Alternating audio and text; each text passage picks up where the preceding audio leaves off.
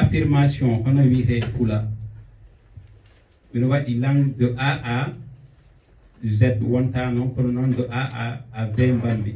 pulaar yo moyo e domaine am ɗemɗiyankagal ɗum woni janngugol linguistique kala ɗi koccumi toon no mbiyetemi eto andude hono mbiyete e pulaar affirmation hono mbiyeten ɗum affirmation tappigol gonɗingol affix ɓeyɗol agent baɗɗo alphabet limto alphabet phonétique limto ɗemɗango alphabet phonétique international limto ɗemɗango hakkunde leyɗe adjectif e mbiyat adjectif qualificatif adjectif démonstratif adjectif numéral possessif adjectif o woni sifa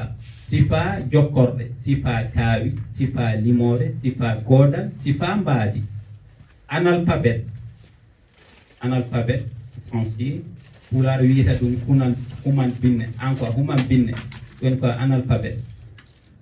arbitraire belaaɗe article défini tottorɗe article indéfini innirde auxiliaire ballo ɗum ko e lettre A heɓannumi e lettre B he ba palol base lexicale gorondirgol helmere bilingue ɗemɗi ɗiijo bilinguisme ɗemɗi ɗingal bu fandare anniya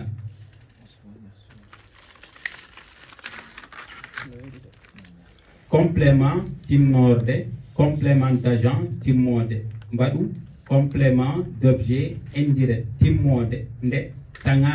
seŋaki concept miijo coordination jokkondirgol conjugaison piɗɗondirgol confirmé tabinde début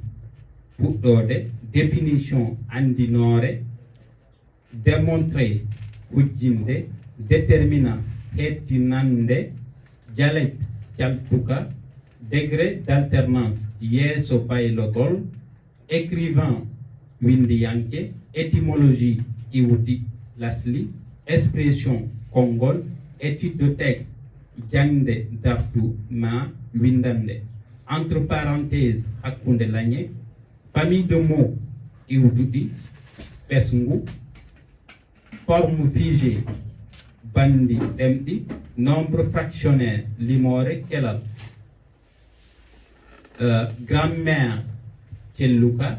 groupe nominal soro inde groupe verbal soro kollal guillaume ñase auteur toweyndi homonyme tokora hypothèse immotorde idée miijo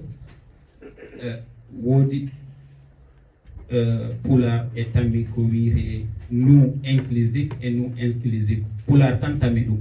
nuuji ɗi pulaar tan misal men ngari ziyara o en ngari ziyara o mi tan min ngari ziyara o enen gondite kono an a tawani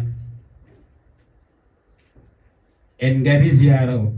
enen piw en ngari aw pulaar tan tami ɗum min o mi andano ɗum de ko ɗum gandanta le degré ceerno ɗum mbo jangginanno kala mbo ganduɗa min mi andano ɗum nous inclusif et nous exclusif ɗum ɗinin e pulaar men coodi en coodi pulaar tan tami ɗum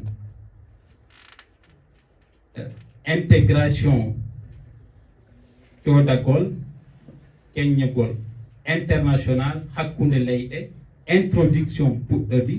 irrégularité weeñande ko ɗon weeñi tubaño o yalti hombo yiteɗo hombo weeñi tubaño o par ce que ko irrégularité wonano wawi waade ni waɗi ɗum sansama wonano ɗaminaro ni waɗi awɗi pi terme ji ɗi ganduɗa ɗi leɓanmi ɗo wona gandal am foti noonde ko wallondirgol e ceerno ɗum andininmi goɗɗum ɗum andininmi irrégularité mi andano woni weeñande ɗi e keewi ɗo teb langage haala e keewi ɗo